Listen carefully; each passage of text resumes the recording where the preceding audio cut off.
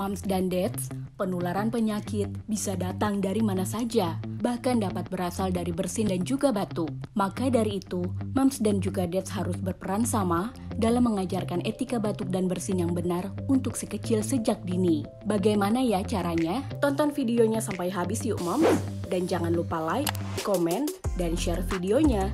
Subscribe YouTube Nakita Channel, dan juga nyalakan lonceng notifikasi supaya moms tidak ketinggalan informasi terbaru dari Nakita.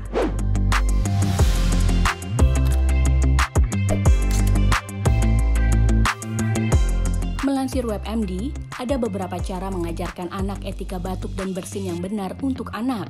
Pertama, usahakan si kecil untuk menutup hidung dan mulut dengan tisu bersih. Kedua, moms dan juga dads dapat berperan sama dengan mengajarkan mereka untuk selalu membuang bekas tisu ke dalam tempat sampah. Ketiga, jangan lupa ajak anak untuk segera mencuci tangan dengan air yang bersih ya. Semoga bermanfaat.